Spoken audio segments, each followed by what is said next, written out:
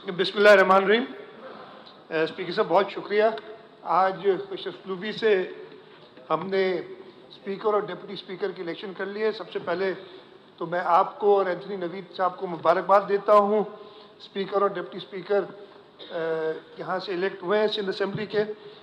आप बात करने से पहले मैं ज़रूर चाहूँगा कि हमारे आउटगोइंग स्पीकर आगा सिराज दुरानी साहब, जिन्होंने 10 साल इस असेंबली के स्पीकर की हैसियत से काम किया है और ये एक रिकॉर्ड है, कोई भी स्पीकर इस असेंबली का 10 साल नहीं काम कर सका। हम तो चाह रहे थे कि और ज़्यादा काम करें, लेकिन आगा साहब चाह रहे थे कि इधर हमारे साथ बैठे और किसी और को मौका दिया जाए। आगा साहब ने जिस तरीके से 10 साल और 10 मुश्किल साल, ख़ास तौर पे जो पिछले 5 साल थे, इसलिए वो ना सिर्फ इस असेंबली के लिए, ना सिर्फ इस मुल्क के लिए, ना सिर्फ इस सूबे के लिए, बल्कि स्पीकर साहब के लिए भी, आगा साहब के लिए भी बड़े ही कठिन थे।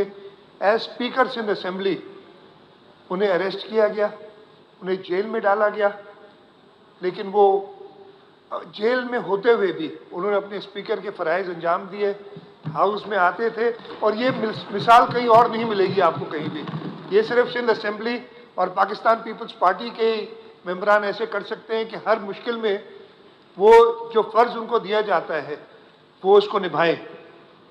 आगा साहब ने, जैसे मैंने कहा, जिस तरीके से असेंबली चलाई, और इनके पास एक और यूनिक डिस्टिंक्शन भी है जो मैं लेना चाहता हूँ, मुझे अभी तक नहीं मिली है। इनके वालिद साहब भी स्पीकर थे और ये ख़ुद भी स्पीकर रहे। मेरी भी ये ख्वाहिश थी मेरे वालिद साहब भी स्पीकर रहे कि मैं भी स्पीकर बनूँ।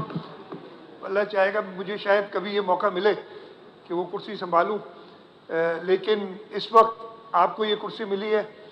आपकी भी एक बड़ी सियासी जिद्दोजहद है, आपकी पूरे ख़ानदान की। ख़ास तौर पे खुर्शीद अहमद शाह साहब, वो 88 में इसी असेंबली में इलेक्ट हुए थे।